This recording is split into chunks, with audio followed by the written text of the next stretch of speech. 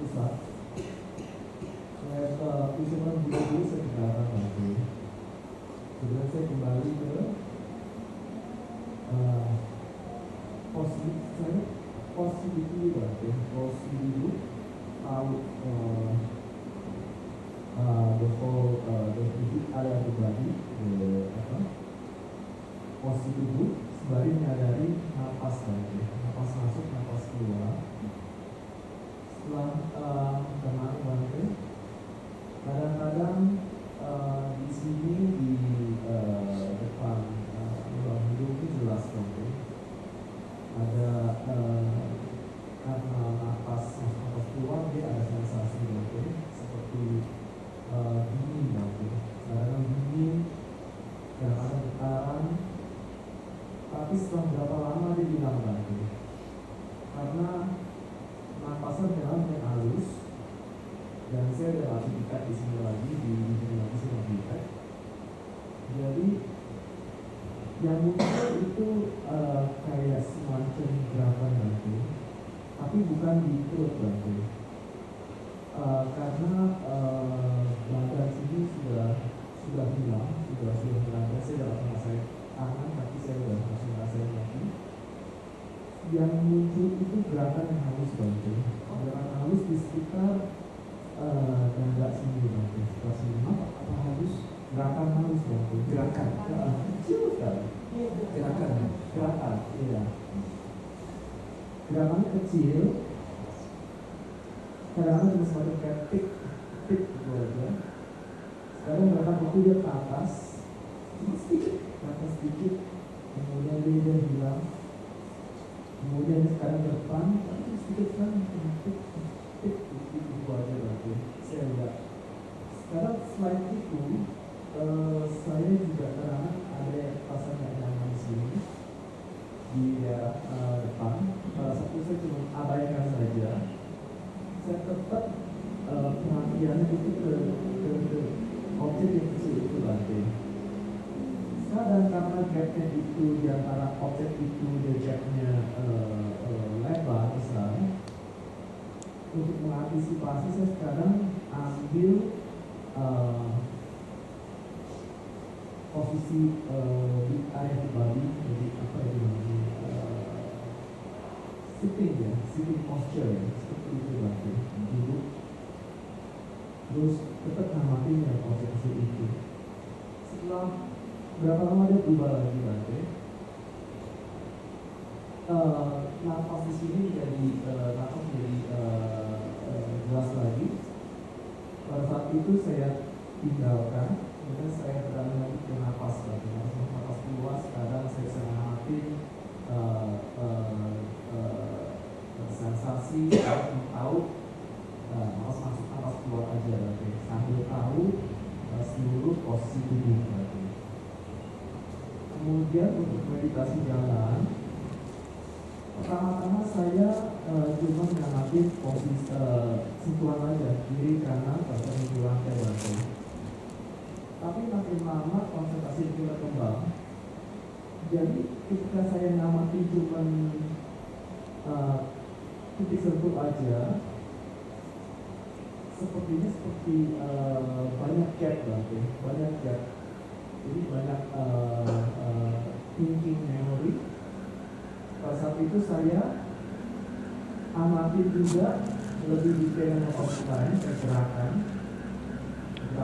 kemudian sentuhan pada saat menapak. Pada saat menapak, sekarang saya merasakan dingin. Sekarang saya merasakan ada semacam sticky semacam lengket, pasang lengket. Pada saat saya bergerak sekarang saya merasakan ada semacam flowing semacam mengalir, pada masa dingin juga nanti. Pada saat di ujung lintasan jalan-jalan, saya pelan-pelan putar saya perhatiin gerakan kaki dan saya kasih Tuhan pada saat kaki itu satuan ada sampai balik, kemudian saya kembali jalan lagi nanti. Untuk daily activity, saya terus apa jadi Dulu, saya kasih komentar dulu ya. Meditasi duduknya itu jangan memberikan perhatian terlalu banyak ke sensasi yang muncul. Jadi tetap perhatian utamanya itu ke nafas. Ya, walaupun Anda merasakan nafas itu secara seolah-olah itu dari seluruh tubuh begitu. Ya, jadi tidak usah memberi perhatian ke misalnya sensasi di titik tertentu gitu. Ya, tidak usah terlalu lama. Ya, mengetahui sebentar, oke. Ya, ya, itu poin pertama. Ya, itu saja. Ya, lanjut. Untuk bilik EVP, saya lebih cenderung lebih ke gentle nanti, lebih gentle, lebih cepat gerakannya. Tapi walaupun cepat, saya tetap aware momen by momen.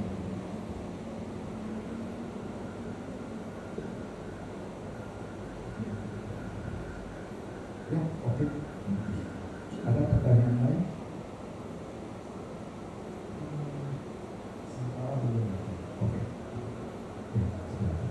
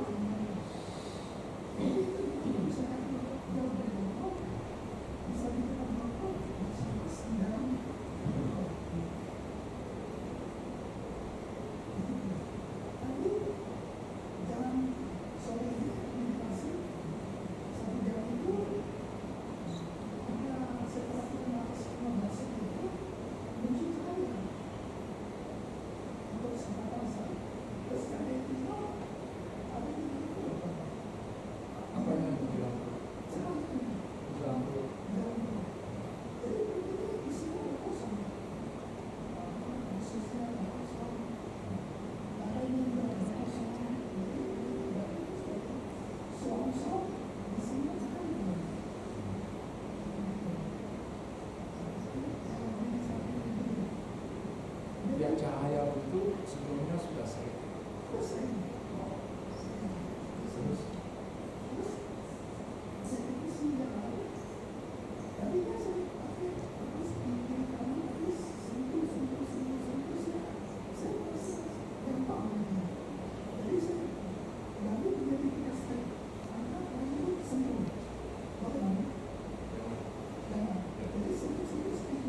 Ya, kiri kanan lalu sambil lamunan ada tidak? Omong-omong dalam hati ada.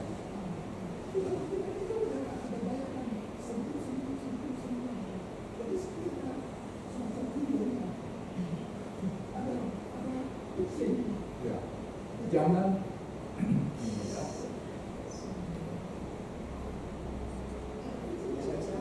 Saya mau kasih komentar, cuma kalau banyak saya jadi lupa.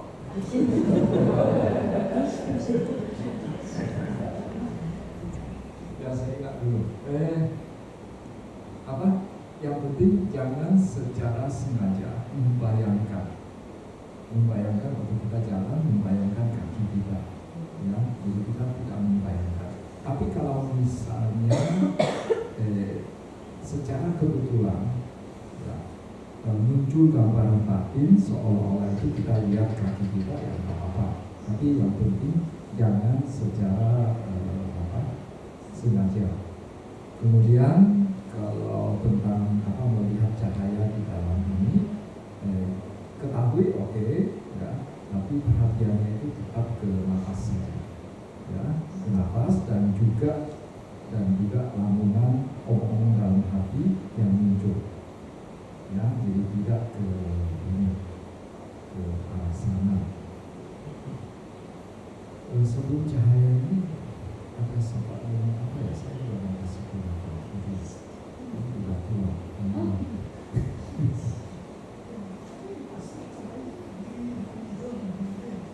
Oh, di depan itu.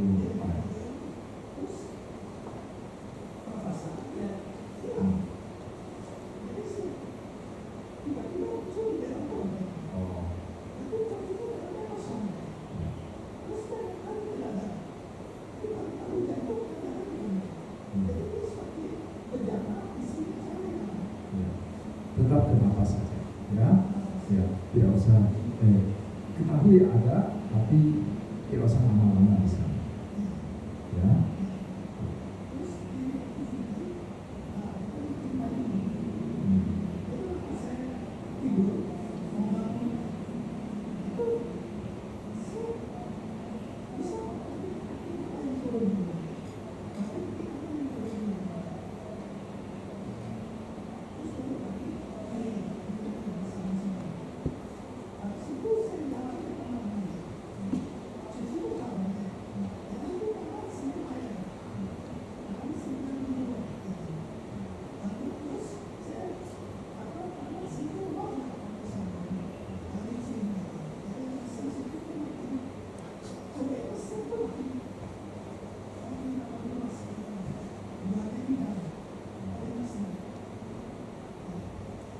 Oh iya, saya ingat yang tentang waktu, ya, waktu 1,5 jam, kadang lebih, kadang kurang. Sebetulnya kalau misalnya kalian mau eksperimen boleh juga sih, ya. Sebelum, misalnya kalian ada rencana duduknya itu 1 jam atau 1,5 jam begitu.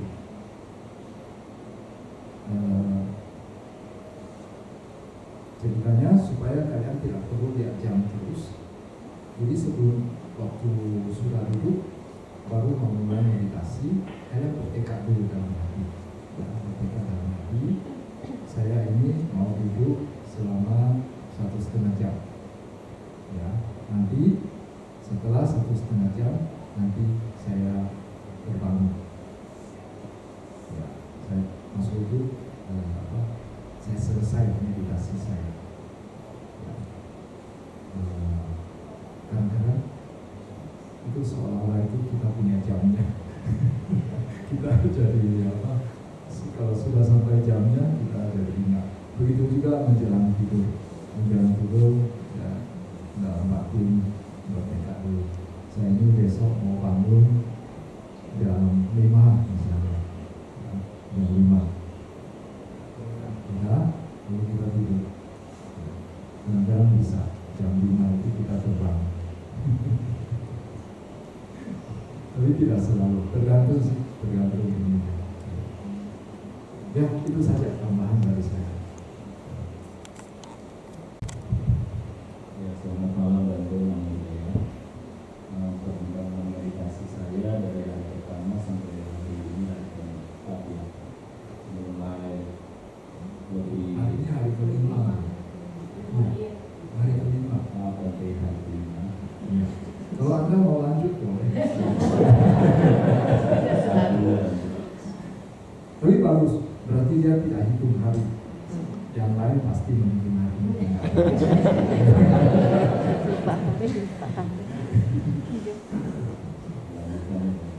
Jadi untuk konsentrasinya mulai ada peningkatan, lamunannya mulai sedikit. Jadi setiap masuk memperhatikan fokus ke nafas, sentuhannya di depan hidung. Kalau pakai masker lebih enak lagi ya. Agak sedikit sentuhannya itu terasa ya panas lah kalau lagi tenang gitu. Kita tenang gitu. Nah, untuk lamunannya tetap masih ada kualitasnya sedikit menurun, lebih langsung ke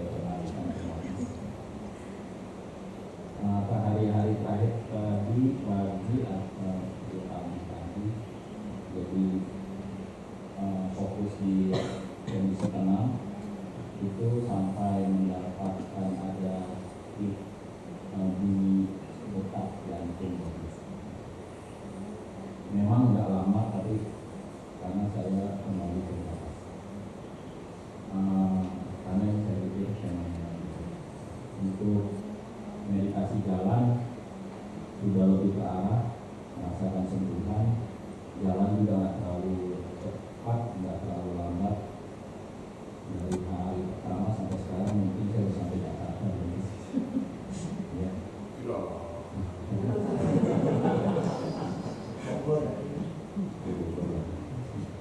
Terlalu berlebihan. Tapi kira-kira banyak proses berjalan. Ini menandakan kelihatannya ke depan memang manfaatnya bisa lebih. Maksudnya manfaat untuk jalan kaki. Terima kasih. Untuk lamunan di jalan tetap malah lebih banyak lamunan di jalan daripada yang duduk. Untuk kegiatan sehari-hari, kegiatan makan lebih fokus memperhatikan makanan yang masuk, dari sendok diangkat, itunya ditelan, malah cenderung biasanya sendok itu masih pegangin, udah siap ada makanan, sekarang sendok itu saya coba letakkan dulu. Untuk kegiatan sehari-hari lebih perlahan seperti mencuci piring, masuk ke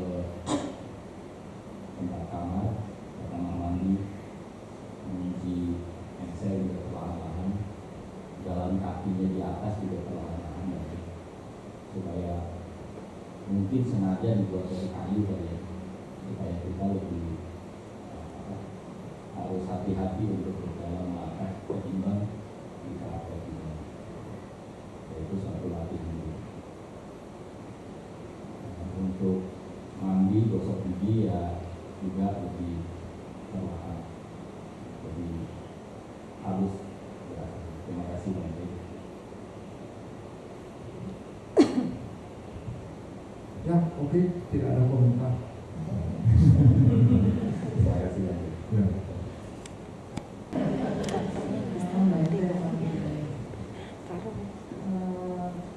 Saya lupa mungkin hari keberapa itu saat untuk meditasi pagi hari,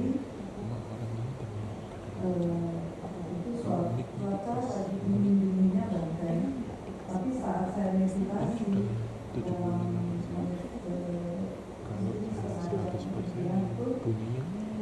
badan saya itu panas banget, dan saya juga heran banget kenapa selalu panas terus yang keluar di tubuh saya. Kan kemarin hari pertama wajah, badan yang terasa panas, sementara pada yang lain pada begini tapi saya panas gitu. Panasnya menimbulkan ketidaknyamanan atau biasa-biasa saja atau nyaman? Biasa aja sih. Saya untuk ketahui aja gitu. Ini panas yang keluar. Terus saya tetap fokus di sentuhan nafas. Terus hari berikutnya, 2 hari ini saya selalu difokusnya di pagi hari bahkan. Subuh hari itu saya bisa merasakan sentuhan nafas itu kadang dingin, kadang panas keluar. Dan saya cukup bahagia dalam 2 hari pagi ini saya bisa duduk 1 jam lebih bahkan. Karena yang kemarin itu saya bilang saya harus duduk 1 jam. Biasanya 40 menit, 50 menit, nggak pernah sampai 1 jam gitu bahkan. Tiba-tiba kemarin itu saya bangun 1 jam 10 menit saya lihat, itu buat saya berarti saya sudah untuk hidupnya sudah bisa menguasai diri saya sendiri gitu, jasmani saya itu buat satu kebahagiaan buat saya sendiri. Dan sore harinya duduk udah mulai kembali lagi 45 menit, 50 menit, sudah tidak bisa mencapai di 1 jam dan saya tetap fokus di nafas walaupun banyak ide-ide, ngomong-ngomong, terus pikiran-pikiran banyak juga keluar. Dan saya amati 2 hari ini untuk meditasi jalan hari ini duduk masih duduk. Pagi ini malah 1,5 jam Bante. Saya bangun kok 5.30 gitu. Dari jam 4 itu satu. Saya rasa saya sudah bisa menguasai kaki saya gitu. Terus untuk ngomong masih tetap Bante, melantur masih, kadang terbawa perasaan. Kemarin kalau nggak salah itu perasaan yang bermain Bante, jadi bisa meneteskan air mata, tapi sesaat aja Bante gitu lupakannya gitu. Saya fokus kembali ke napas. Terus meditasi duduknya di siang hari dan sore hari ya mentoknya di 45 menit, 50 menit, tidak bisa di 1 jam. Walaupun saya sudah berusaha tetap tidak bisa, jadi selalu di pagi hari gitu. Meditasi jalan Bante, meditasi jalan saya berusaha konsisten 1 jam atau 50 menit, karena 10 menitnya itu saya itu kondisi ke bawah. Jadi 50 menit saya usahakan itu minimal 50 menit, supaya kalau kita ternyata meditasi jalan itu sangat mempengaruhi di duduk kita karena letih. Jadi saat kita duduk pun terasa nyaman. Jadi buat meditasi juga tidak terlalu, rasanya lebih enjoy gitu daripada tidak jalan gitu. Itu yang saya rasakan. Terus untuk sentuhan, saya bisa merasakan sentuhan kadang kecil pun saya bisa rasakan di karpet sini. Saya selalu di dalam lantai karena saya tak kuat kalau di luar, kalau kaki saya bisa kram karena batu ini. Jadi saya selalu di karpet, di situ saya bisa merasakan sentuhan. Terus omong-omong masih tetap, berarti 2 hari ini tiap sore itu saya gelisah. Jadi karena gelisah itu, akhirnya langkah saya jadi cepat. Saya sadar itu cepat berarti. Terus kadang kalau sudah saya sadar, ini cepat, saya diam. Saya berdiri sebentar, saya jalan lagi. Begitu perasaan itu bermain lagi, saya dan itu juga tidak terkontrol gitu. Nah itu saya sadari juga kalau saya diam itu saya amati, berusaha fokus ke nafas karena pikiran gerak terus gitu halusinasi, ide-ide itu selalu keluar gitu. Jadi saya berdiri itu meditasi jalan saya sampai. Terus untuk makan, saya sudah bisa mengendalikan makan saya kurangi. Kalau di awal hari pertama, di kedua itu memang sangat menderita sekali dan kayak ngambilnya kita rasa sedikit jadinya banyak. Nah 2 hari ini malah saya rasa itu standar di perut saya gitu. Jadi rasa nyaman, jadi saya sudah bisa mengurangi lah, mungkin sedikit banyak. Terus untuk sehari-hari punya saya bisa rasakan sentuhan di mulut saat sendok mau masuk mulut baru membuka, itu saya bisa tahu Bante. Jadi tidak seperti hari-hari sebelum kadang kita kan ambil sendok belum naik, kita duluan buka gitu. Tapi selama beberapa hari ini saya bisa kendalikan. Terus untuk keseharian Bante, memang tetap ngomong itu selalu ada, mungkin bisa hilang.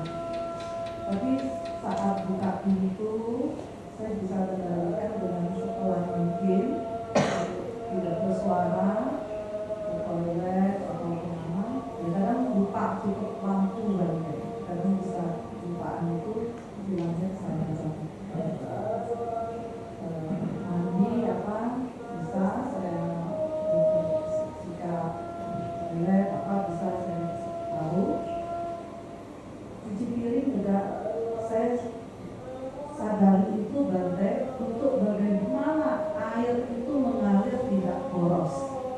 Saya usahakan itu untuk mengurangi keborosan penggunaan air. Jadi saat cuci piring kita keran jangan dibuka, setelah bilas kita tutup sebelum kita letakkan sendok, piring atau gelas. Jadi air ini harus di stop, jangan terus saat taruh piring air terus mengalir, itu kan pemborosan.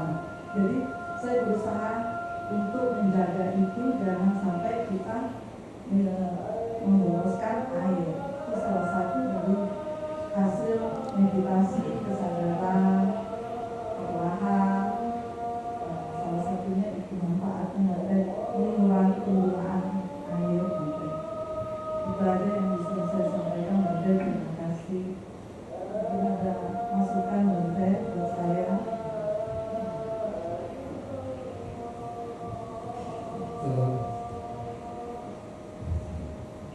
Iya, ini hari ke-5. Berarti kita masih tersisa 2 hari. Ini untuk semua. Sisa 2 hari biasanya itu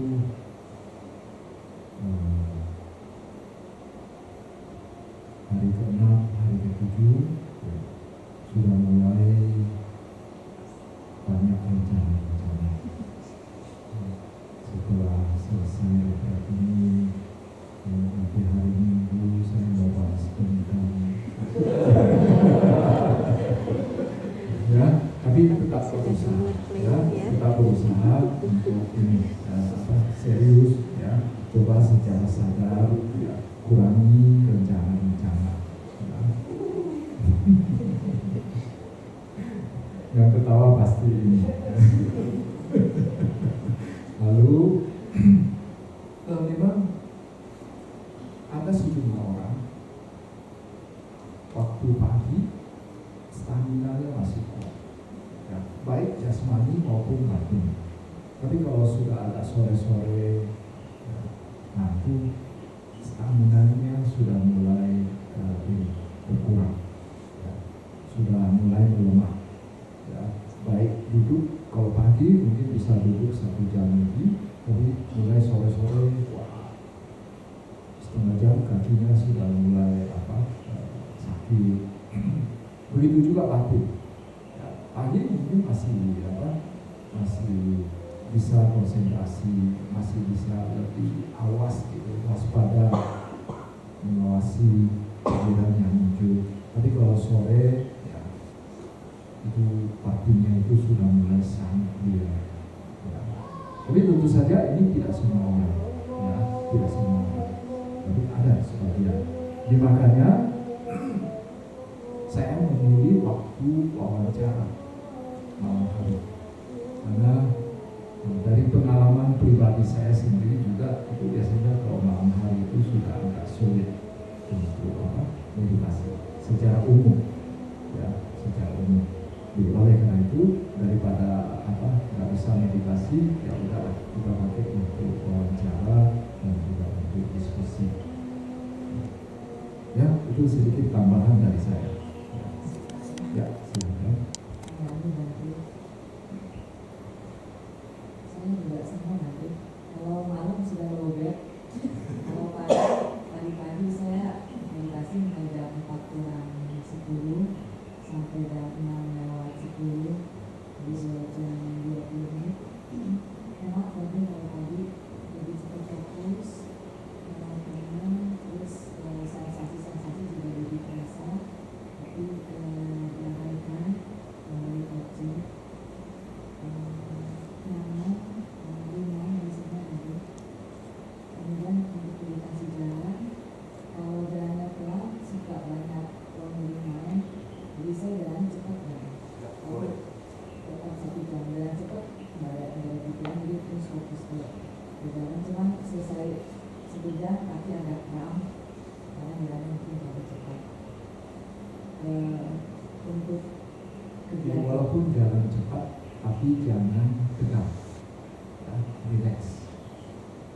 relax.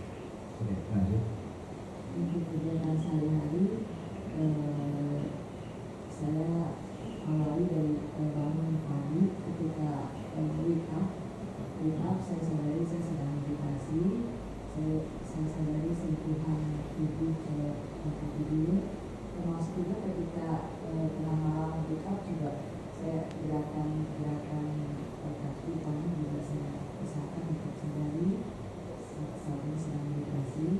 Saya coba untuk mengamati sentuhan anggota tubuh dengan tempat tidur. Cuma kalau mandi karena nggak ada air panas, jadi dingin banget, cepat karena kedinginan. Kalau saya tidur masih bisa sadari. Kalau memegang sesuatu, awalnya saya sadari memegang botol minum misalnya memegang. Untuk makan, hari ini saya coba mengingat sampai 60 kali. 60 kali pempek jadi cukup bisa dikunyah lama. Kenapa saya mengingat? Saya merasakan karena volume dalam mulut sudah overload berarti karena kan setiap kali kita mengingat kan air dikeluarkan. Jadi semakin lama saya rasakan volumenya semakin bertambah dan bertambah sehingga saya mengingat. Atau ini apa betul nggak jawabannya? Saya tidak kasih karena setiap orang jawabannya bisa jadi berbeda-beda. Nanti kita dengar yang lainnya. Saya itu jawabannya. Terima kasih.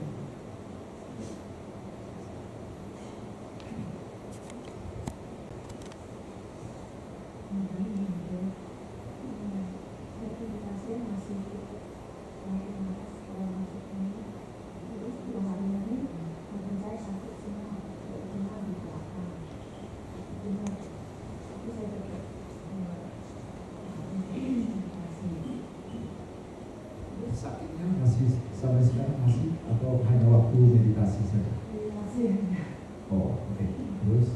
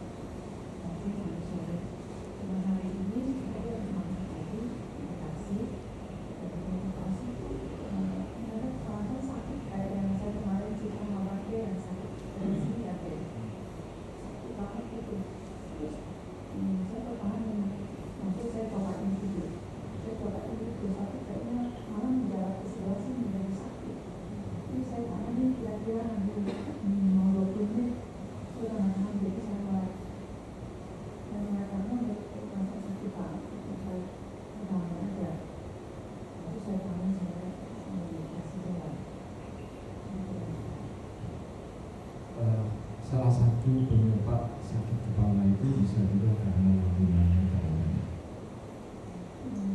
Tapi persisnya bagaimana? Saya tidak tahu. Ya. Tapi ini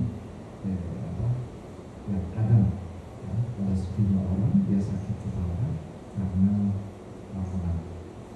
Karena pikiran kita itu mempengaruhi fisik kita.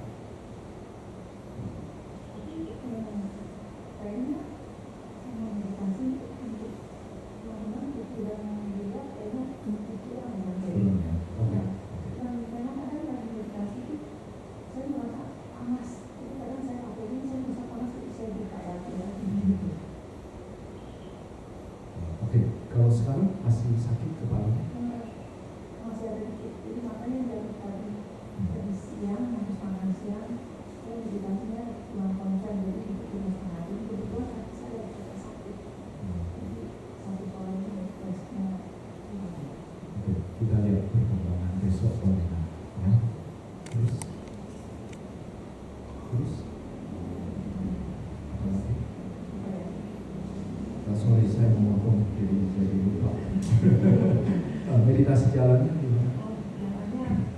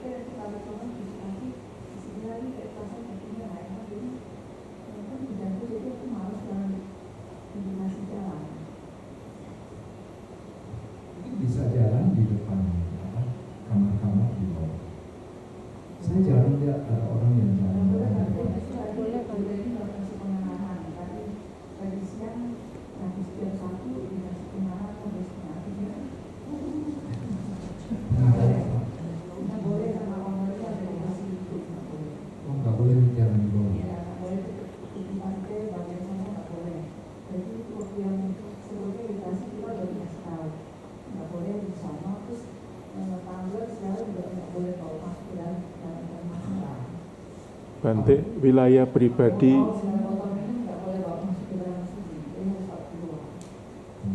Kenapa? Bante wilayah pribadi ada CCTV. Jadi ownernya kadang-kadang komplain sama Ibu Leni kalau ada yogi yang masuk ke wilayah pribadi atau daerah kolam renang situ. Jadi iya, wilayah umum cuma di Dhamma Hall aja, di bagian atas tidak boleh dibawa juga, nggak boleh ke kolam, nggak boleh ke belakang, karena itu sudah milik pribadi. Berarti tempat meditasi jalan hanya Di sini sama-sama. Ya, rumah sendiri, rumah Encik mau di jalan-jalani orang. Iya. Kalau untuk bangunan, hari ini ada banyak bangunan karena bangunan di rumah bangunan itu yang mau ambil bagian sakit kepala jadi Nah itu ya. jadi kesan mau ada ya. Ya sementara bisa jadi.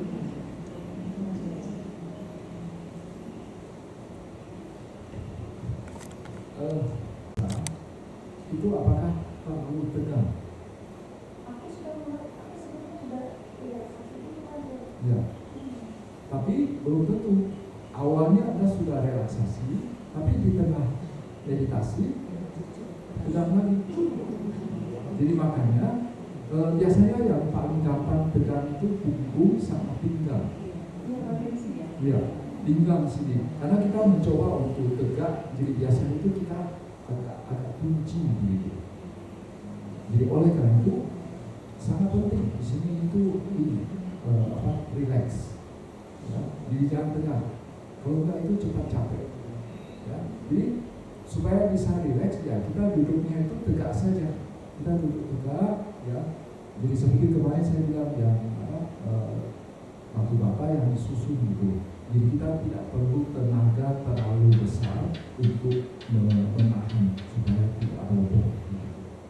Jadi dia kalau posisinya betul, ya kita tidak perlu tenaga untuk menahan ini tegaknya. Ya itu komentar dari saya.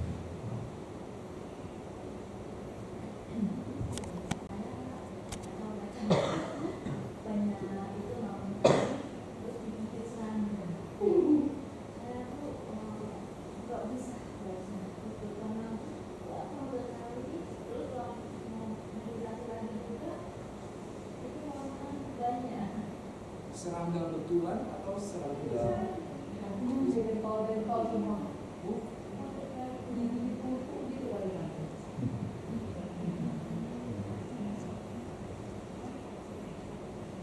Mungkin ganti matras saja. Ganti matras atau alergi. Bisa juga alergi terhadap apa.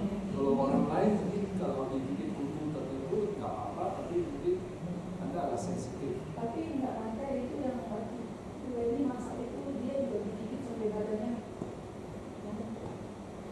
bentol semua. Saya juga nanti. Saya juga. Digigit di sini atau di luar? Saya sebelum ini 2 minggu yang lalu saya memang ada sampai di sini ketahuan lagi. Atau yang tegas ya? Jadi jaraknya polanya bagus, polanya lurus. 1, 2, 3, 4. Tapi kalau di kaki waktu duduk kaki Ya bisa, dari itu kelihatannya kalau kayak gitu kaki juga ya. sayangnya betul. Karena jaraknya 1,5 cm. Tapi bisa juga alergi sama dingin.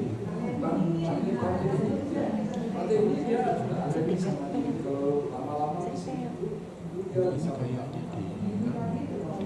di taman deh, bukan di Kuting.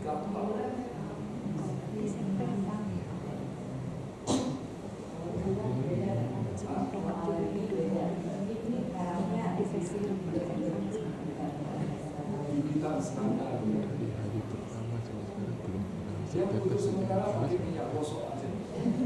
Ada kan pasti bantunya ada.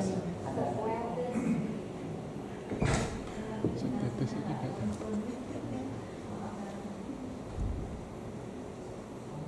Oh, ada itu ya. Oke.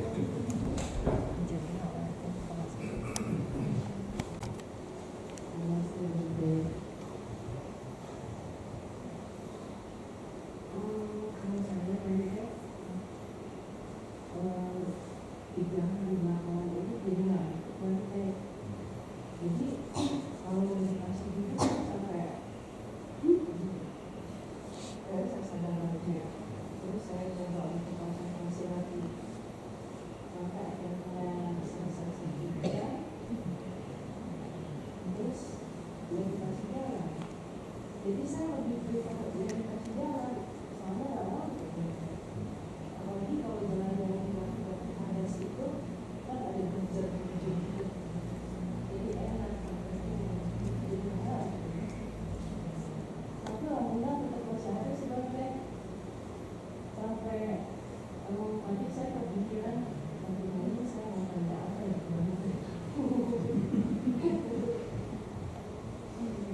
Ya, jadi tidak usah memaksakan diri untuk, tidak usah terlalu khawatir terhadap wawancara. Nanti waktu wawancara, nanti saya mau lapor apa ya? Karena masih, ini rasanya sama aja kayak kemarin-kemarin. Mau cerita apa? Saya juga mengalami itu. Jadi saya tahu. Jadi kalau misalnya memang tidak ada yang mau dilapor, tidak ada yang bisa dilaporkan, ya udah bilang aja. Kalau saya nggak maksa kok.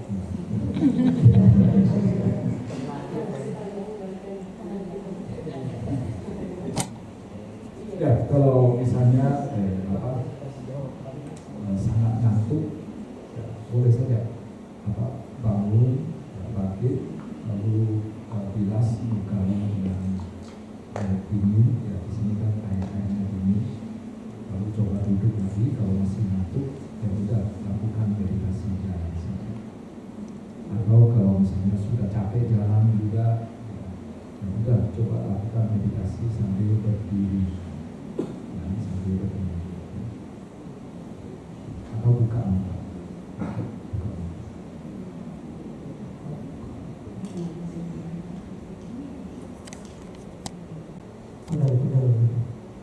Hari ketiga kudanya bukan main, tapi hari keempat kelima kudanya mulai memulai untuk tidur. Nah, untuk nafasnya awalnya memang nafas itu kayaknya terasa kasar, tapi kesininya kita rasakan menjadi lebih halus. Sampai kemarin di hari keempat tidak terasa, tahu-tahu kayaknya kok saya hampir mau terjatuh gitu, goyang. Jadi mungkin ngantuk timbul lagi gitu.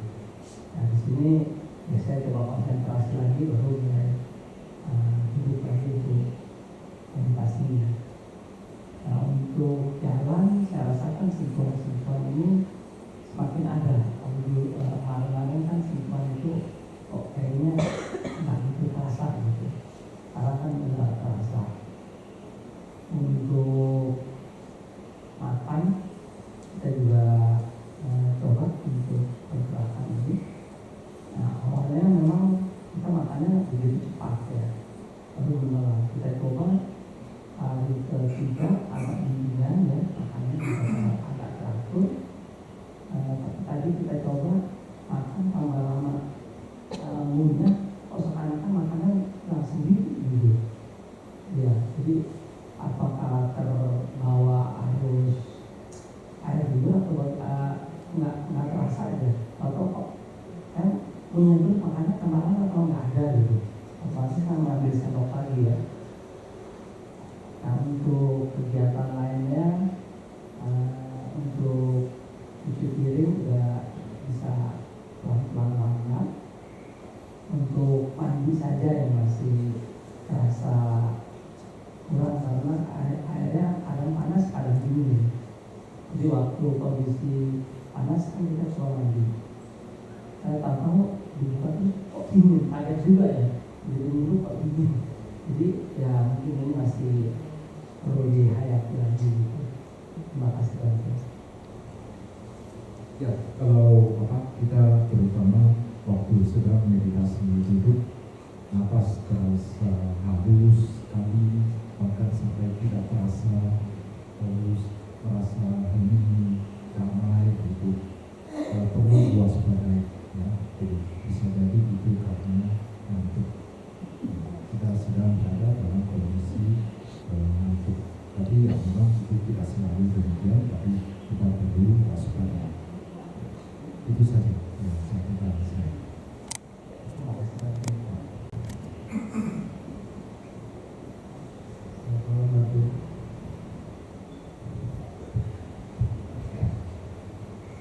Meditasi saya seperti yang kemarin saya jelaskan, tapi masih seperti yang kemarin. Nafas ya sekarang ada suara di nafas terus suara nafasnya diam terus gitu. Terus tambahannya itu bisa agak gerak-gerak gitu hidungnya gitu karena fokus sini, jadi kayaknya dia agak gerak-gerak juga malu-malu gitu. Terus begitu aja terus berulang-ulang lalu begitu aja dan tidak ada faktor yang lain, nggak ada sih. Masalah jalan juga mungkin enak ya, seperti kayak kemarin sama gitu. Jadi enak, relax, mungkin jelas sentuhan telapak kaki itu mungkin lebih jelas, kakinya enteng gitu ya. Jadi 1 jam lah, setengah jam sudah mulai enak tuh, relax, sentuhannya jelas, dalamnya ringan. Saya selalu diseling kalau duduk, ya habis duduk saya selalu selingkan 1 jam jalan. Apa yang ada kemarin informasikan ya saya laksanakan. Masalah untuk kegiatan sehari-hari yang ada sentuhan ya kita sadari, baik kita bawa ke kamar, kita makan juga, minumnya, kita ke toilet, itu semua sadari. Baik jalan, menuju kamar, saya sadarinya kalau itu ke telapak kaki itu yang tersentuh itu kan. Berarti sebenarnya Ya, bukan hanya sentuhan ya, gerakan itu. gerakan kaki, ya gerakan kaki. Gerakan kaki plus sentuhan itu. Enak sih yang nanti nih kenapa nih? Apa ya ringan lah gitu. Lalu saya ulangin gitu kan, kalau saya duduk ya 1 jam atau 1 jam setengah, saya selingkan dengan kadang-kadang saya duduk lagi, saya jalan lagi, ya begitu kelihatannya ada ini. Oh ya, Bapak sebelumnya, ada menyadari lamunan tidak? Lamunan sih saya Bukan, yang sebelah sini. Oh ini. Ya. Lamunan pasti ada. Ada ya, ada menyadari ya. Iya, ada. Ngomong dalam hati ada. Ada ya, menyadari ya. Ya, oke. Kalau saya sih lamunan nggak ada banget, cuman kayak ngomong begitu langsung saya sadar langsung hilang. Ngantuk ya saya udah jarang ngantuk, pernah ngantuk lagi. Cuma yang saya mau pertanyakan, kalau kita mengamati sentuhan nafas, itu apa selanjutnya yang harus kita lakukan? Apa tetap amati sentuhan nafas itu di hidung itu kan? Ya. Seterusnya begitu. Berarti ada kalau ada lamunan juga disadari. Ya, ada omong-omong dalam hati, ada omong-omong dalam hati. sadari. Ya, Nah, disadari. itu nggak ada sih. Cuma yang jadi pertanyaan saya, apakah kita mengamati sentuhan nafas itu seterusnya itu terus gitu Bang? Apa ada tahapan selanjutnya atau bagaimana dalam hal kita bermeditasi ini? Sebetulnya ada tahapan selanjutnya, yaitu ini apa yang terjadi di batin kita. Ya, apa yang terjadi di batin kita, terutama orang dalam hati. bangunan. Lama-lama itu. Ya. Ya.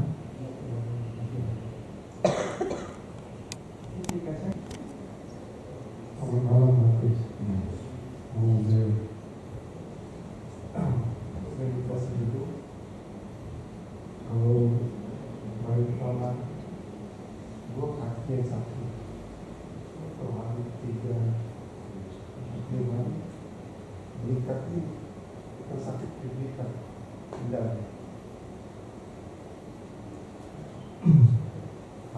Tapi waktu siang hari saya bisa atasi lari ke fokus ke nafas, hilang. Hari keempat, belikat itu masih seperti tanpa kencang di sakit. 5. Ya, jadi seperti yang saya katakan, coba perhatikan itu tegang atau tidak, ya, relax. Ya, tapi kalau tidak memang tidak tegang, nggak apa-apa, ya kan. Sampai sekarang masih sakit. Masih. Saya lari ke nafas itu kayak tidak sambung. Orang memperhatikan sakitnya itu Di mana? di belakang sini. Terus Tidak tahu itu. sampai sekarang masih sakit. Kalau meditasi sakit, kalau sekarang nggak. Oh, kalau sekarang enggak. Sudah Meditasi lama begitu atau harus? baru saya meditasi ini, meditasi itu nggak sakit. Oke, nggak apa-apa. Ya, lanjut aja dulu. Ya, kita lihat perkembangannya. Kalau meditasi jalan, Bangunan ada? kemudian sedikit ada. Mau dalam hati nggak bisa mendeteksi. Ngomong dalam hati, dia nggak mau ini dalam hati, nggak maunya itu yang sakit.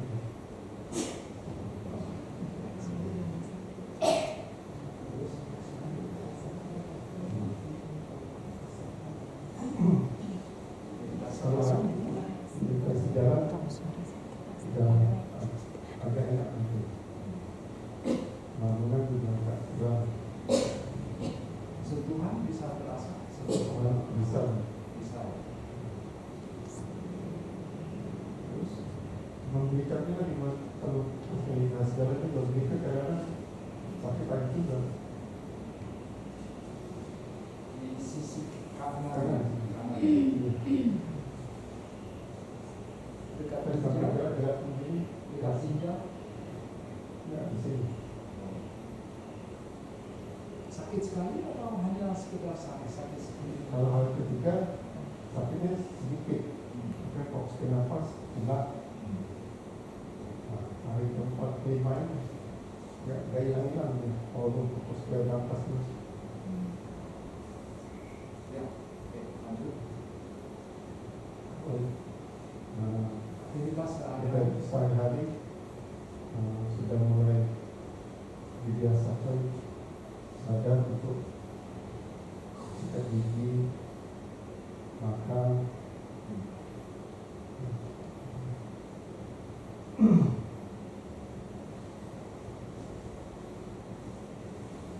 Maka itu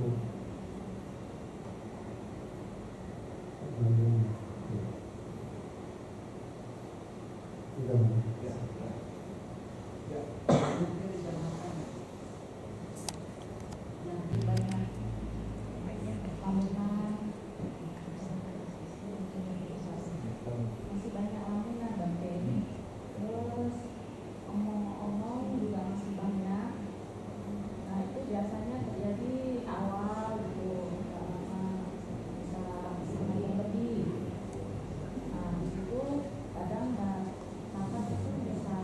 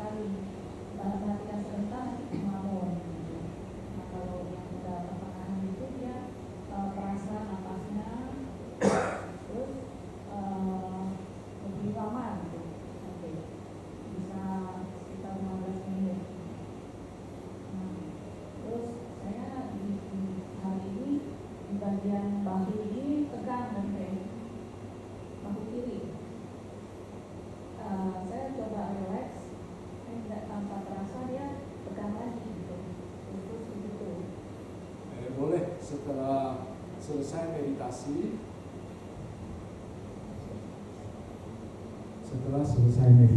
boleh melakukan sejenis stretching di tubuh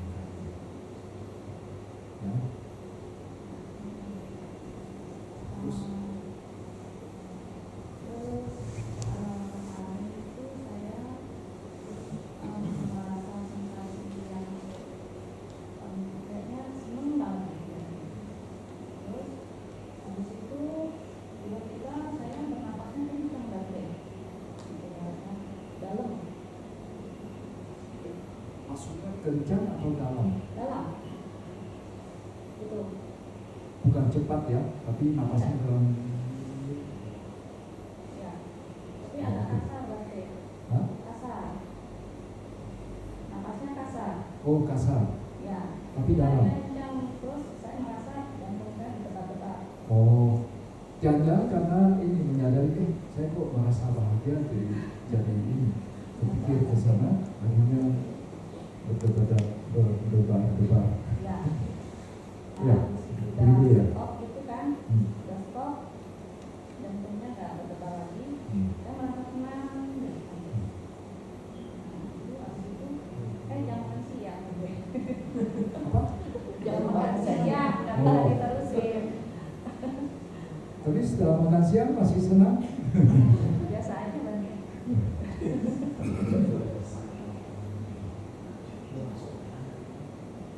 Terus Ya. Kalau hari ini saya banyak ngantuk juga kan Beb. Karena kadang saya mau fokus nggak bisa ya udah saya terusin. Saya tidur. Saya tidur tapi nggak lama kan Beb. Setelah saya udah tidur itu saya baru segar. Jadi kalau diterusin malah lama. Nah, kadang saya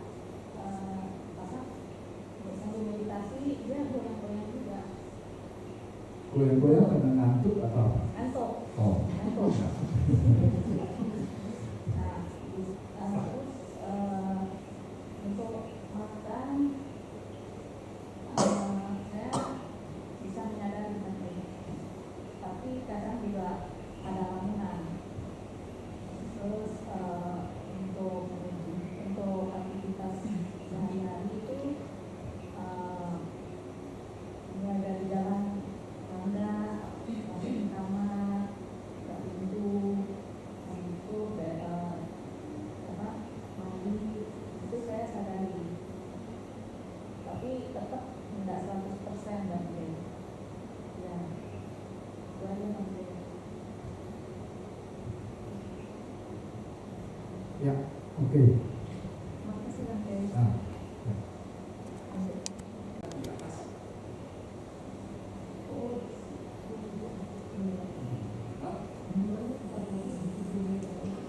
ada ya? Dari bawah.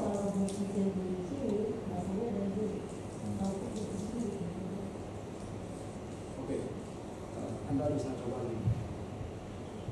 Pertama-tama, ini yang lain jangan coba ya, ini yang terbiak. Anda coba rasakan dorongan ada di sini, ya, dorongan, tekanan ada di sini. Lalu pelan-pelan Anda turun, rasakan dorongan, tekanan, turun, bawah, rasakan lagi.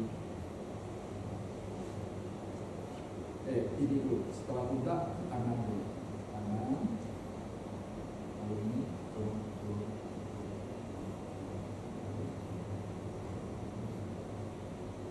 Sampai ke ujung kaki. Setelah itu dari atas itu turun seterusnya. Ya, Anda coba lakukan ini. Kalau misalnya oke saja, Anda lanjut sampai malam besok. Kalau apa Anda lakukan. Tapi maksudnya itu Anda masih bisa paham, ya, sensasinya Anda masih bisa paham. Tapi kalau misalnya timbul sensasi yang Anda tidak tahan, Anda jam 10 ketemu saya. Ya, itu dilakukan berulang-ulang terus. Ya, dari kepala, rasakan tekanan, dorongan.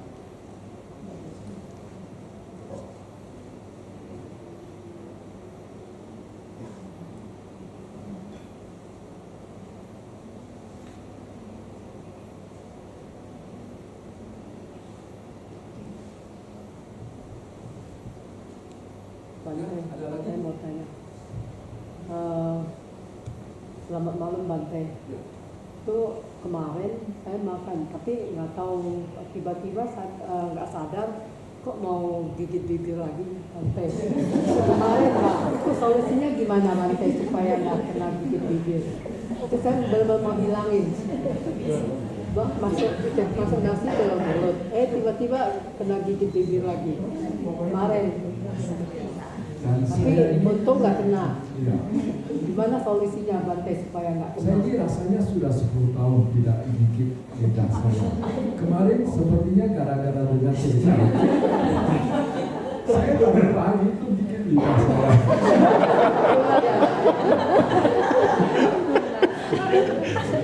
Ketularan. Ketularan. Ada virusnya yang nyebar nih. Saya mau tanya Ada cerita solusinya gimana? masyarakat tak? Kalau kita gigit lidah berarti orang lagi ngomongin kita. Tidak ya? Tidak ya? Wah, berarti lagi diomongin orang. Gini aja, ya. Coba makan, hati-hati, ya. Pelan-pelan saja, jangan mau apa, ya, tidak usah buru-buru. Enggak, saya kalau makan memang pelan kok dari dulu. Ya.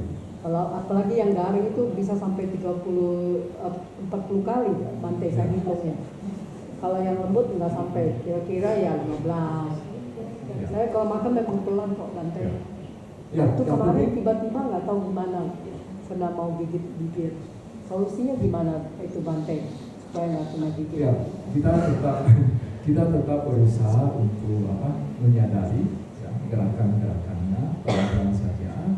Ya, yang penting kita sudah berusaha. Kalau masih tergigit nggak apa-apa, lanjut terus. Ya, pelan-pelan saya yakin pasti nanti pelan-pelan bisa teratasi. Ya, makanya pelan-pelan aja. Ya.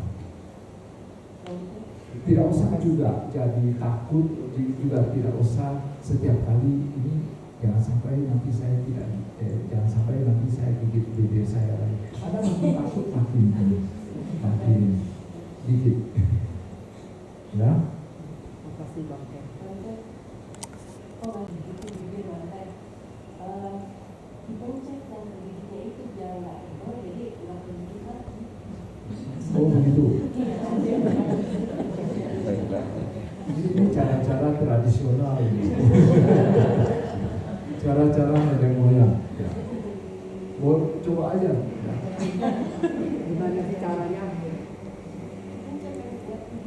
Pijet apa sih? Pijetnya Di air. nanti ke gigit. Oh. Waktu mau kena gigit itu dipencet gitu. Kalau sudah pernah Nah, maksudnya gimana sih aku nggak jelas kok. kalau gigit, sudah kegigit, yang kegigitnya itu dipencet bagian atas. Karena kalau udah lonjong gitu, kan gigit lagi. Iya ya. Oh, kalau kena gigit itu sakit banget loh. Saya sampai seminggu Bante baru sembuh. Oh pedih banget waktu minum. Dan harusnya kalau makannya pelan-pelan, kok bisa sampai apa? Nggak tahu. Gigitnya itu Nggak sadar nggak santai kan nggak sadarin. Saya kalau makan paling pelan Bante, paling lama.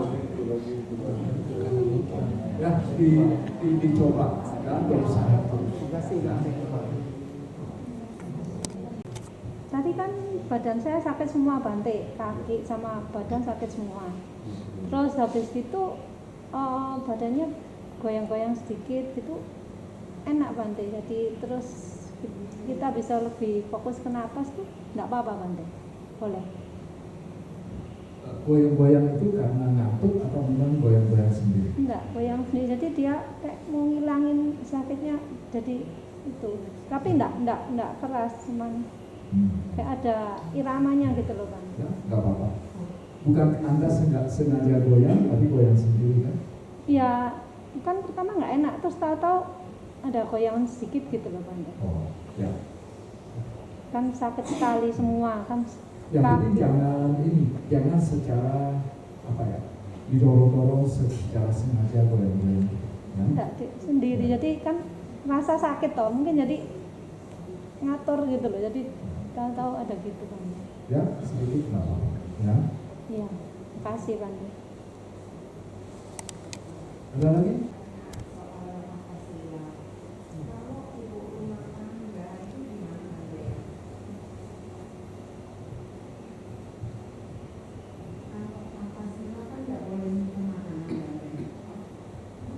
Sila.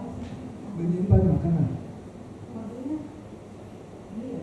Boleh. Ya. Sayur kalau habis kan simpen dong, masa dibuang ya? Boleh. Atasila rasanya pas-pas aja. Ini atasila itu tidak membunuh, tidak mencuri, tidak melakukan hubungan suami istri. Lalu 4, tidak berbohong, tidak menenggak minuman keras. Lalu 6, tidak makan setelah tengah hari. Hanya tidak makan setelah tengah hari. Boleh masak, ya, boleh menyimpan makanan. Yang tidak boleh menyimpan makanan bikunya. Biku. Itu peraturan berlaku. Ya, untuk umat awam hanya tidak boleh makan setelah tengah hari. Hanya itu saja boleh. Ya, boleh masak juga.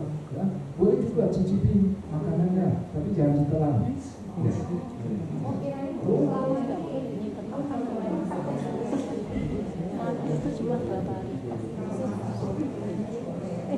Ya, tapi ini dibuang dulu. Ya, dibuang, jangan ditelan.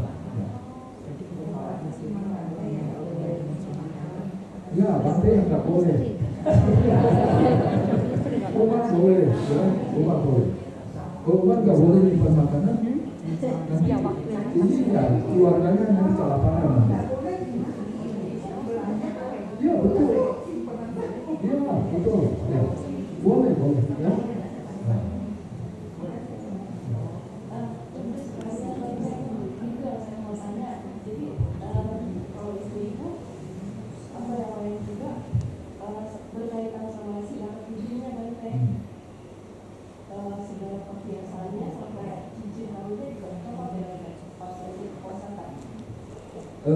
Kalau cincin kawin tergantung bagaimana kita melihatnya. Apakah itu hiasan atau cincin kawin itu menyatakan ikatan kita dengan sang suami.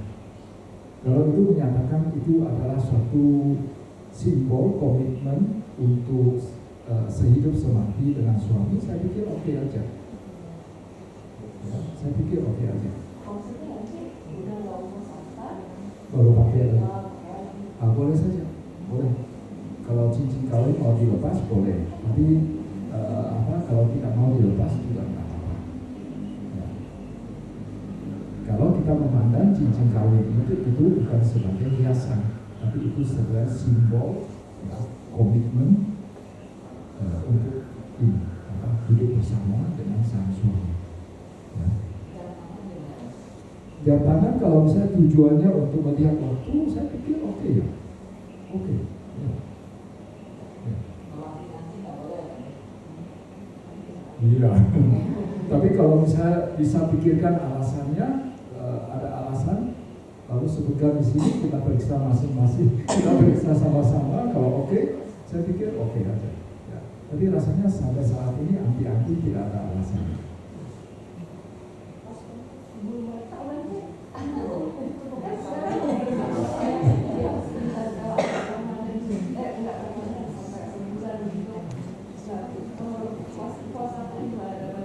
Ya, dilepas saja bulu matanya. Untuk apa bulu matanya? Untuk uposatha.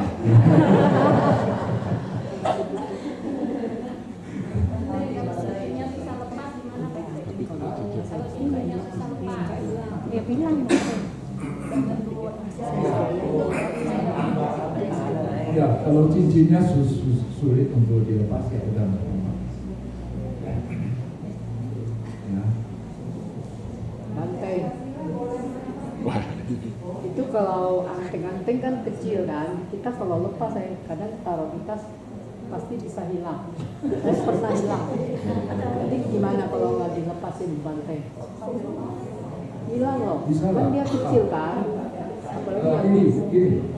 Anda ambil satu kantong plastik kecil yang kantong plastik obat punya yang bisa di apa? Ya. Nah itu taruh di dalamnya, lalu taruh di dalam tas. Tidak kok, tidak. Ya. Boleh. Ya.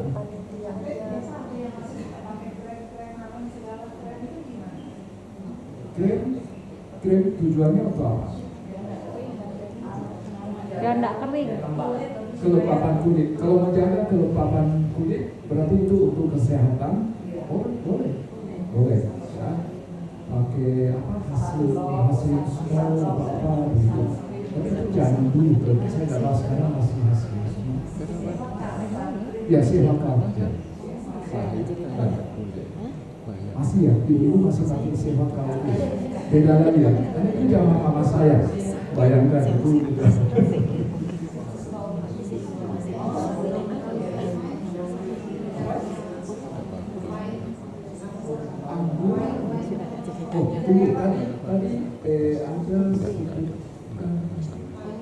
Ya, kalau lain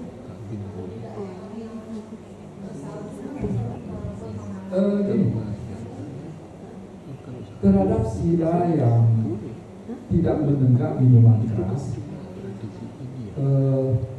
sejauh ini data yang saya kumpulkan ada dua versi.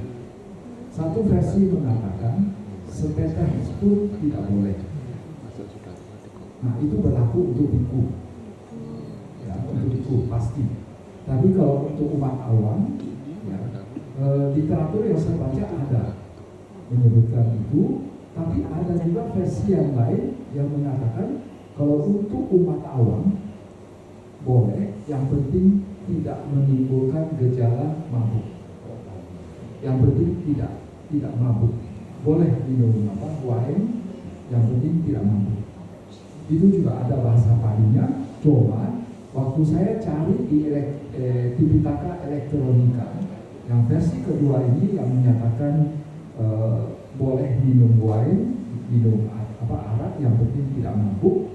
Nah saya cari di Tipitaka Elektronika tidak ada, tapi ada bahasa palinya dan ada Bante yang menyatakan boleh memang. Jadi ini saya masih agak ragu sih. Tapi kalau menurut versi Bante tersebut ya boleh.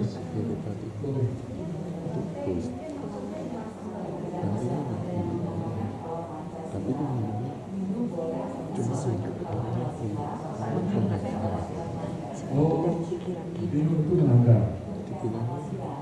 Ya.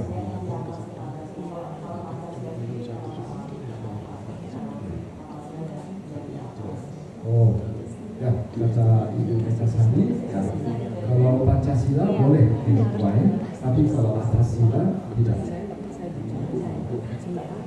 Ya, katanya atas sila tidak.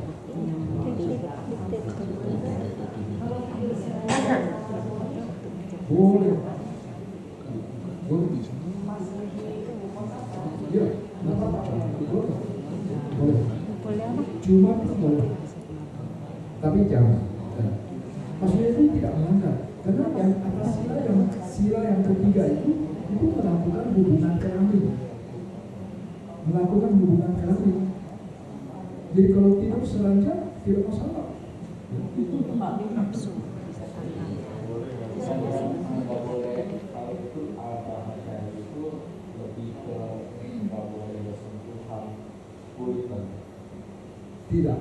Tidak ada peraturan itu.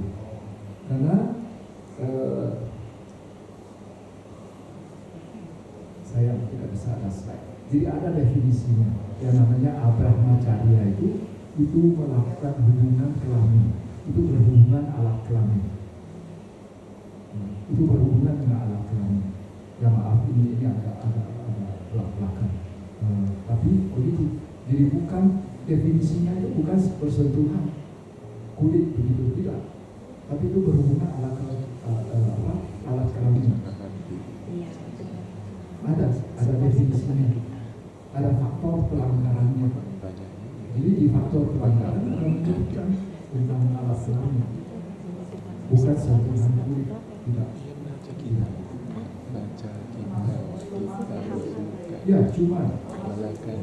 Cuma sebenarnya tidak. Tapi memang ada bante yang mengatakan cuma. Tapi sepemahaman saya itu alat kelamin. Ya sorry saya tidak jelaskan lebih ini lagi. Tapi untuk para karena barusan saya ngajar sama merah. Jadi kalau untuk ibu sama merah, kalau saya ngajar itu memang sangat detail. Ya. Boleh. Ya. Satu-satu kan semua.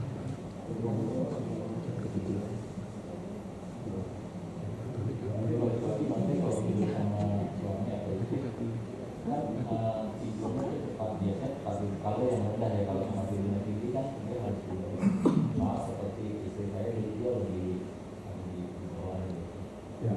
Nah sekarang ucap sayana mahasayana, tidak tidur di pembaringan yang tinggi, ucap itu tinggi, mahasayana yang maha itu bisa ditafsirkan sebagai besar atau mewah.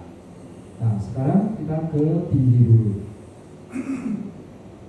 Definisi yang karena Biku juga menjalankan sila ini karena sila ini ada di dalam Patimokkha.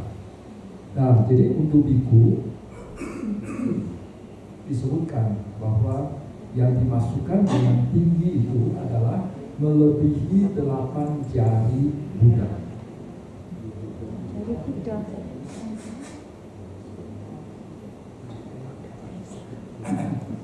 Ya, melebihi 8 jari Buddha. Maksud itu jari itu adalah lebar jari.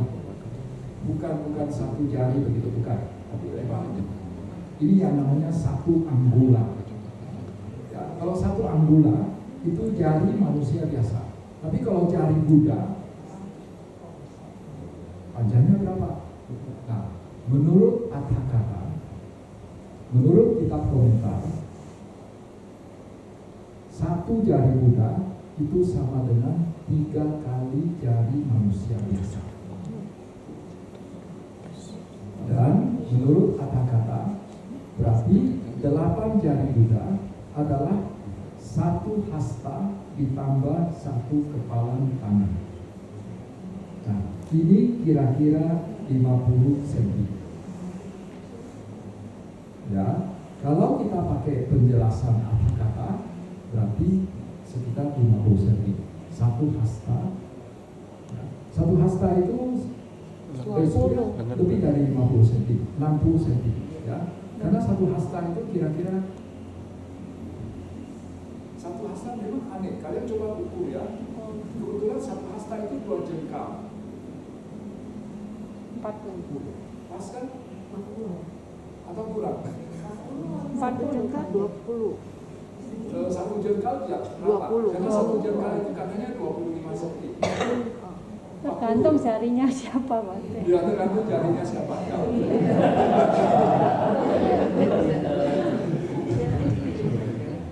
Ya, tapi pokoknya ya minimal itu minimal 50 cm.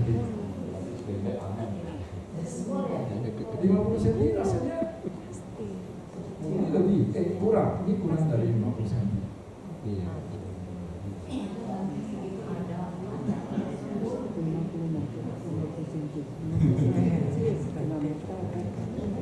Ya, itu menurut Atthakatha. Tapi ada seorang biku bule namanya Biku Thanisaro.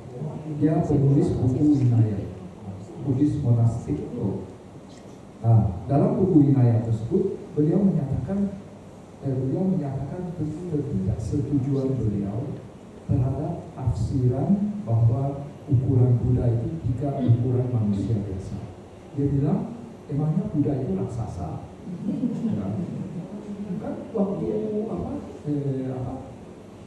suka kadang ada cerita bahwa misalnya lagi ada kerumunan, di dalamnya itu ada Buddha, lalu ada biku yang baru pertama kali ketemu Buddha, sebelumnya belum pernah ketemu Buddha, lalu dia tanya ke temannya, yang mana yang Buddha ya?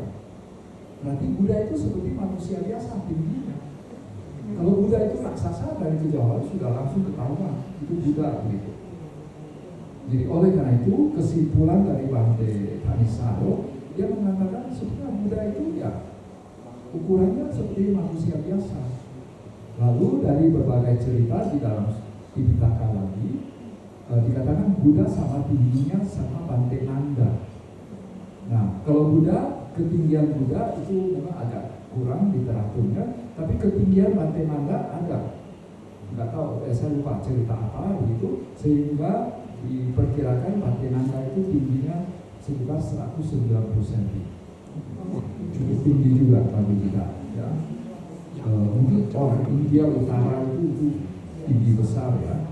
Nah, jadi katanya tinggi Buddha itu sekitar 190 cm. Nah, orang yang dengan ketinggian 190 cm, ya kira-kira jarinya itu 2 cm. Lebar jarinya.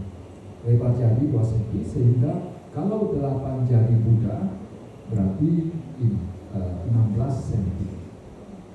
Jadi Bante Thanissaro dia mengatakan oleh karena itu ya ini Ucasayana berarti lebih dari 16 cm. Tapi kalau kalian mau pakai angka 50 cm, yang satu hasta tambah satu kepala kanan, boleh juga. Karena itu juga sah. Itu di kitab komentar. Jadi tergantung kalian mau pakai ukurannya siapa. Ya, jadi itu tentang tinggi. Ya, tentang tinggi. Lalu tentang mewah. Wah, itu banyak sekali. Jadi pokoknya tidak boleh pakai ranjang yang ada ukiran binatang buas, harimau, singa. Lalu juga tidak boleh pakai kasur yang isinya kapas, ya, karena kapas di zaman dulu itu ini barang mahal, ya, barang mahal.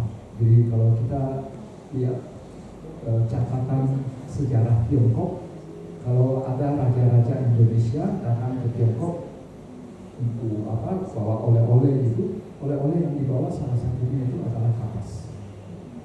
Ya, kapas, karena kapas itu termasuk barang langka, barang mahal. Ya, di zaman dulu. Jadi itu tidak boleh. Lalu tidak boleh juga misalnya spraynya macam-macam ukirannya. Ya, masih banyak. Ada 19 kriteria. Daripada bingung, susah hafalnya, yang penting ranjangnya polos, ya, tidak ada ukiran, ya. Lalu kasurnya jangan dari kapas, ya, mungkin pakai karet busa aja. Ya. Lalu spraynya juga udah yang ini aja, tidak usah yang yang norak-norak, yang pakai bunga-bunga begitu, ya, polos saja, ya, polos, ya, coklatnya yang warna coklat. Karena kalau merah, kalau nggak salah juga nggak boleh.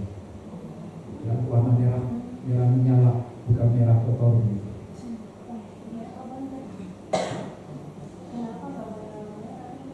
Ya mungkin untuk orang.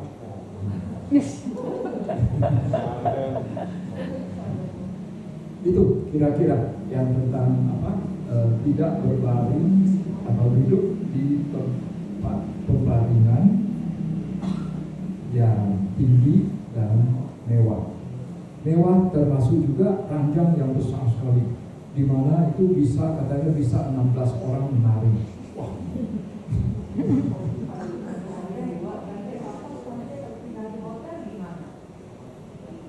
Tinggal di hotel, ranjangnya ini sampai 50 cm kan?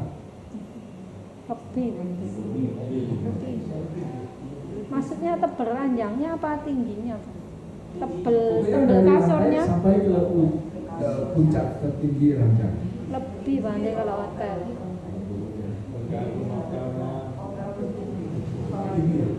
Oke,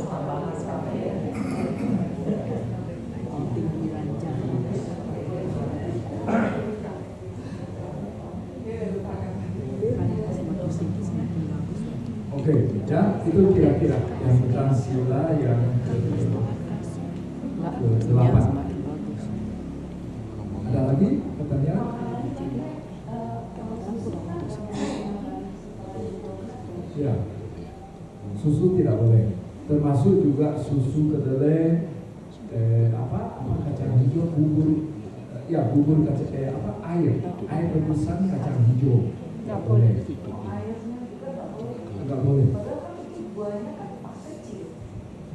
Itu bukan buah, itu kan kacang. Itu sejenis nasi.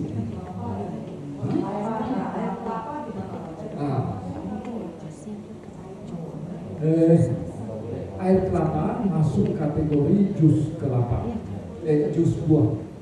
Ya. Jadi jus buah yang tidak boleh hanya 9 jenis buah. 9 jenis buah.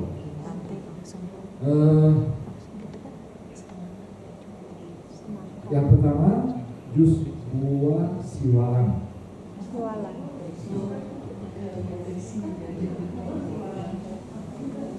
Buah siwalan namanya apa ya? Lontar, ya betul, lontar. Ya, buah lontar. Tapi rasanya saya belum pernah ya. Ya.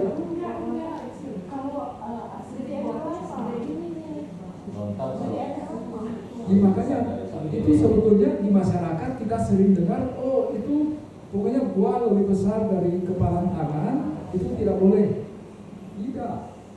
Yang di kitab komentar itu bukan besar kecilnya, tapi disebutkan hanya 9 jenis buah yang jusnya tidak boleh.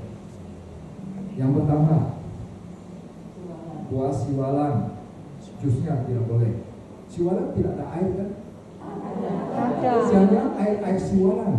Ya, air siwalan yang tidak boleh. Karena rasanya kalau jus siwalan rasanya aneh. Legan itu Bante.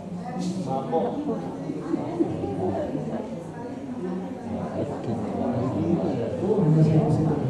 Ya, pokoknya air dan juga jusnya. Ya, lalu yang kedua jus nangka. Nangka dibikin jus. Rasanya juga di Indonesia hampir tidak boleh. Jus nangka. Ya. Orang makan nangka nggak pernah di jus.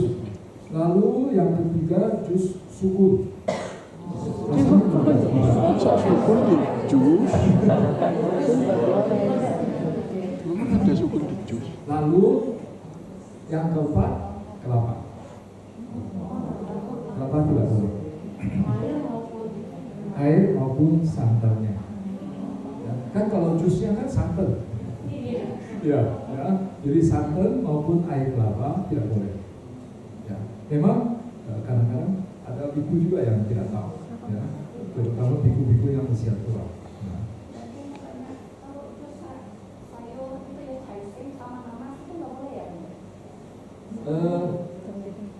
Kalau menurut saya, kalau masih mentah begitu mungkin boleh.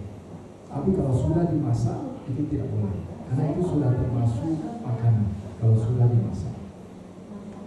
Saya pernah maksudnya mau kasih ke Bante, terus dikasih tahu nggak boleh itu jus apa, jus sayur sama nanas. Aku bilang, oh nggak boleh katanya itu. Ya. Nanas termasuk nggak Bante? Nanas tidak. Oh tidak termasuk ya? Tidak. Boleh berarti ya? Boleh. Tapi disaring. Harus disaring. Disaring. Ya. Tidak bolehnya itu karena sayurnya atau nanasnya? Jusnya yang nggak boleh. Tapi kalau yang berampas itu nggak boleh katanya. Boleh disaring. Udah saya saring. Oh boleh. Ya. Itu saya yakin asal disaring boleh. Ya. Bentuknya sudah Tapi yang 9 jenis buah ini memang tidak boleh. Ya, walaupun sudah disaring. Buah lontar siwalan. Yang kedua nangka. 3 sukun. 4 kelapa. Sisa 5-nya itu ada jenis ketimun. Coba bukan ketimun kan banyak sekali jenisnya. Melon Nah, itu Bante. tunggu dulu. Ketimun dulu, ya. Ketimun. Jadi karena itu kan. kita ragu terhadap ketimun, jadi lebih baik tidak usah minum jus ketimun. Ya. Lalu yang kedua, melon. Ya. Bukan, jadi juga ini sebenarnya disebutkan bahasa Palinya, tapi para ilmuwan tidak tahu persis ini melon jenis apa. Hanya tahu itu jenis melon. Jadi nggak tahu itu melon persisnya apa. Melon kan juga banyak jenis kan, ada melon merah, ada apa? Melon yang ini, ya hamikua gitu, ya, ya. Banyak. Ada marshmallow, semangka, nah, itu.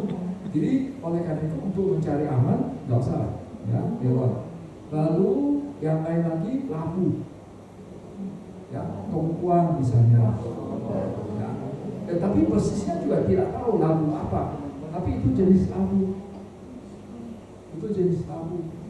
Berarti teh labu enggak boleh ya Bante? Hah? Teh labu enggak boleh Bante?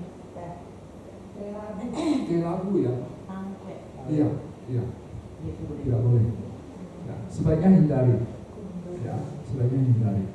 Jadi sisanya 5 itu ada meliputi 2 jenis ketimun, lalu 2 labu, 1 melon. 1 jenis melon, tapi nama melonnya persisnya apa itu tidak tahu.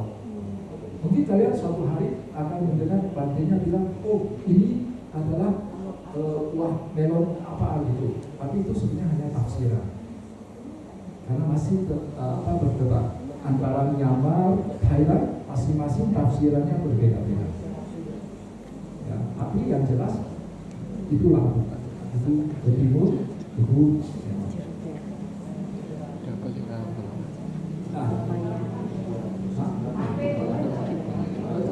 yang loncat-loncat, ya. Kita selesaikan dulu yang jus buah. Jadi hanya jus dari jus atau air dari 9 jenis buah ini yang tidak boleh. Yang lainnya boleh.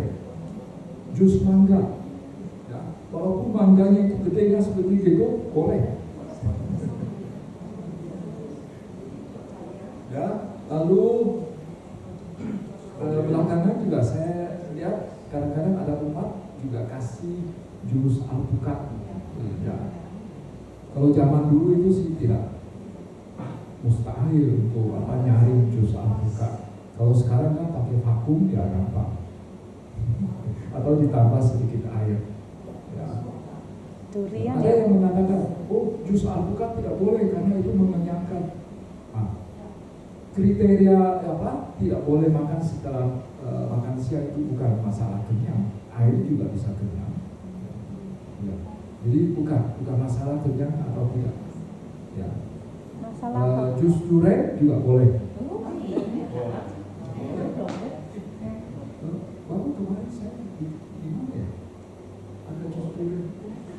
Oh kamu tidak? Ya. Di Makassar saya ingat. Tapi itu bukan setelah makan siang, itu waktu makan siang. Ya, makan siang. Itu alasannya saya kenapa Pak? Pertama kali minum jus durian. Alasannya kenapa Bante kok nggak boleh jus ini? Yang 9 jenis buah itu? Iya. Tidak tahu. Oh. Singkat jelas. Singkat jelas. Itu di dalam bahasa Pali itu disebut padi-padian besar. Jelas kan? Ya, disebut Jelas ya, padi-padian tidak besar. tahu. Itu tidak boleh katanya. Kalau jus tebu boleh, jus akar teratai boleh. Tapi jus akar teratai saya juga belum pernah. Ada ya? Tapi itu dimasak atau apa? Belum tahu ya? Ada ya?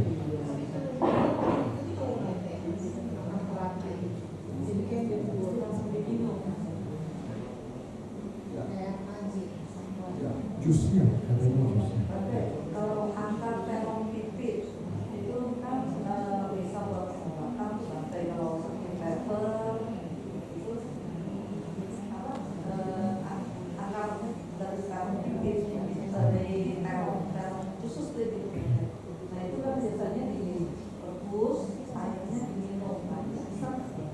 Kalau sudah direbus setelah tengah hari nggak boleh. Semua jus buah itu setelah direbus itu tidak boleh. Oh, kalau jadi obat ya?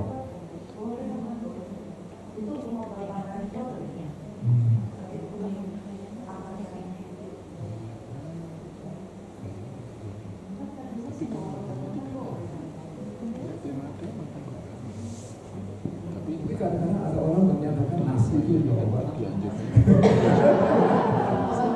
Obat lapas.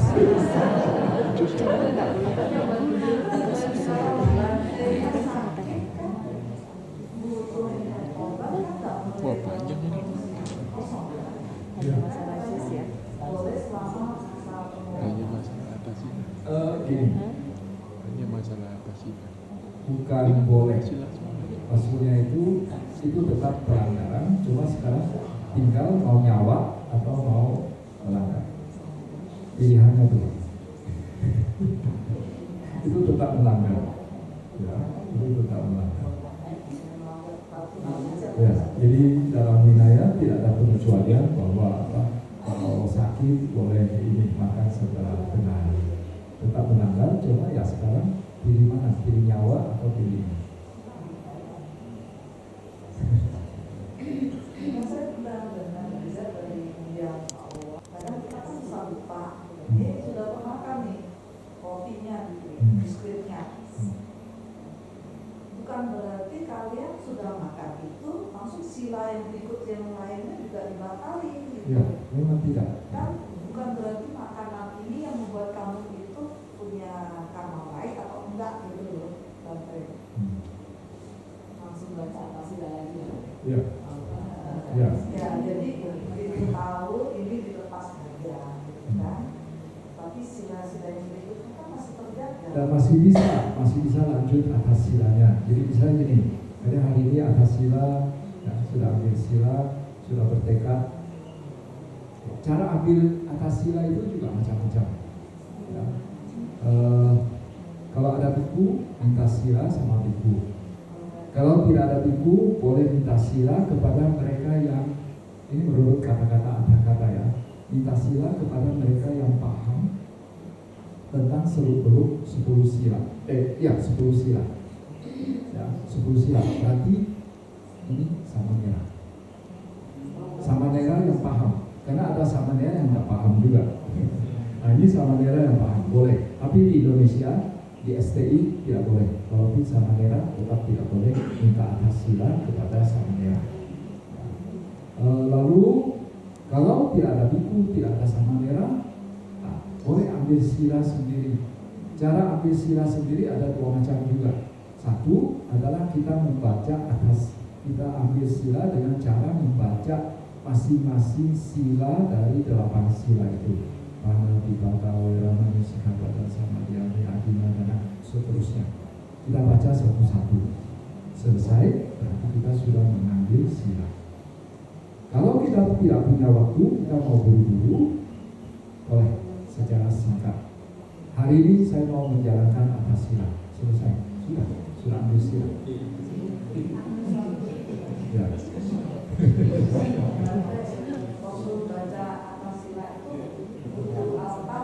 Tidak perlu. Ya, tidak perlu. Ya, niat dalam hati.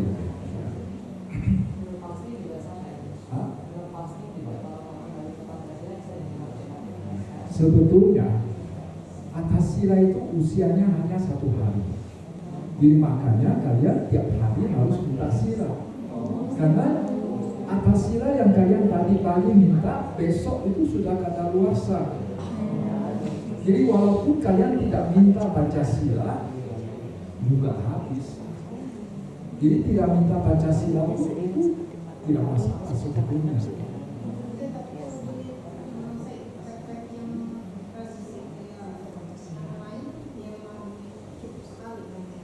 Masa? Iya, dia nanti semua sama pembukaan sama penutupan retret. Tapi justru saya tahu ini dari Myanmar. Di Myanmar, saya beberapa pusat meditasi itu tiap hari.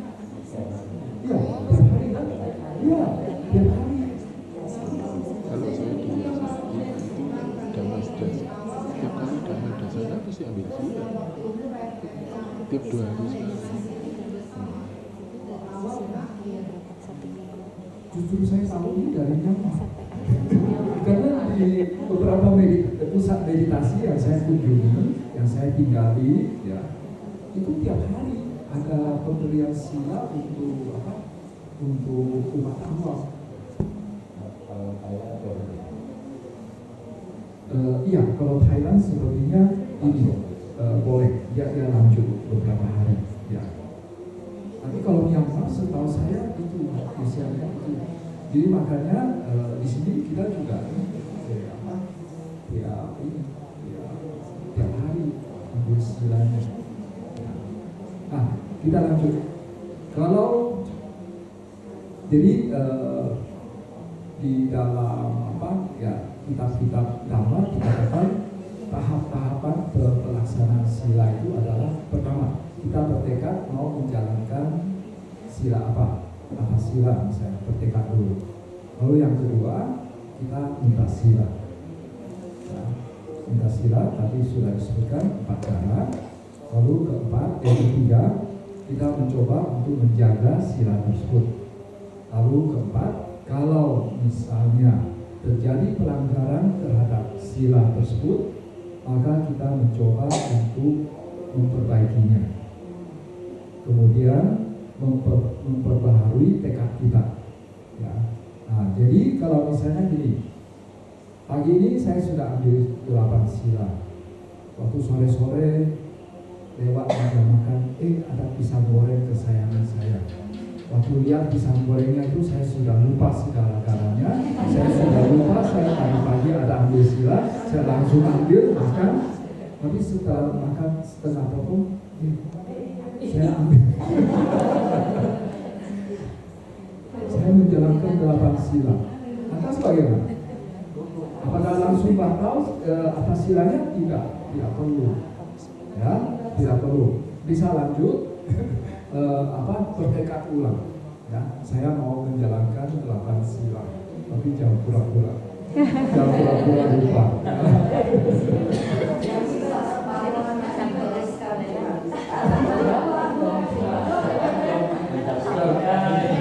Jangan dituliskan ya.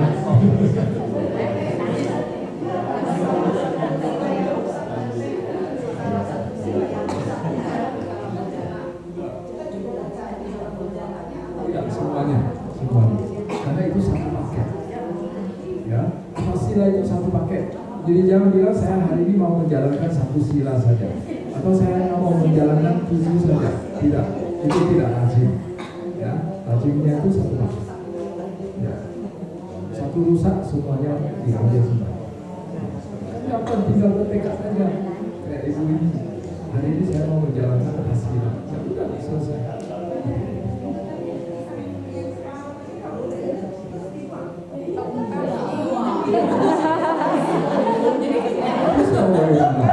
Habis mau dihabisin dulu.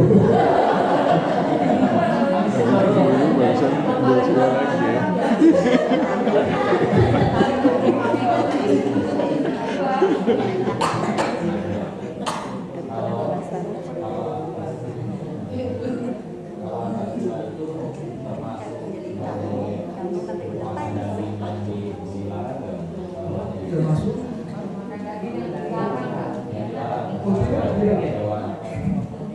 tidak. Yang tadi yang dilarang itu hanya untuk para biku. Umat awam tidak. Boleh, ya, boleh. Mau makan daging ular, daging anjing boleh.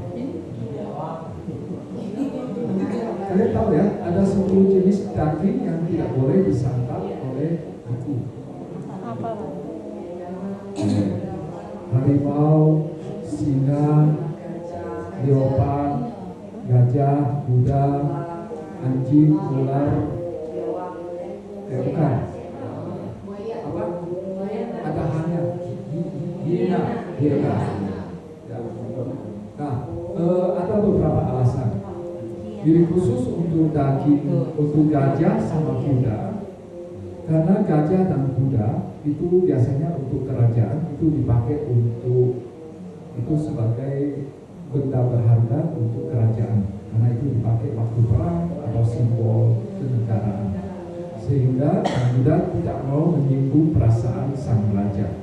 Kalau bikunya itu suka makan daging gajah, nanti umatnya ini menyajikannya, nanti gajahnya banyak yang mati, ya. Raja bisa marah. Itu gajah sama kuda. Kemudian untuk yang lain binatang buas seperti beruang juga, beruang, harimau, bukan singa, tidak ada singa. Beruang, harimau, hiena, leopard, apalagi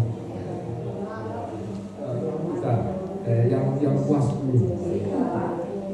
Serigala tidak, ya. Ya itu binatang buas. Jadi kalau biku makan dagingnya, dia masuk hutan, kan banyak biku yang tinggal di hutan. Nah kalau mereka tinggal di hutan, itu badannya ada bau tertentu. Dan teman, misalnya saya makan daging harimau, badan saya itu ada bau daging harimau. Harimau yang teman-temannya itu bisa mencium baunya. Nanti saya bisa diserang. Itu untuk menjaga keamanan biku di hutan. Begitu juga ular. Tapi ular sama anjing di samping kalau ular di samping dia buas, dia juga dianggap binatang yang menjijikkan, termasuk anjing. Ya, jadi jangan sampai juga biku, karena pada dasarnya itu biku ini mencoba untuk menjaga jaga image. Jadi jangan sampai bikunya itu dipandang rendah gara-gara jenis makanan yang dia makan. Wah, ini bisa makan tikus gitu. Nah, jangan dulu mungkin belum ada yang makan tikus, ya. Tapi di zaman dulu itu kalau orang makan anjing, makan ular itu dianggap rendah. Ya, jadi itu alasannya. Tapi ya sekali lagi bahwa itu hanya manusia juga tidak boleh. Ya. Kalau manusia nanti dianggap kanibal. Jadi itu hanya berlaku untuk biku saja, untuk umat awam tidak. Ya, untuk umat awam tidak. Ini jam berapa? 9. Kalau cerita-cerita begitu itu semua semangat ya.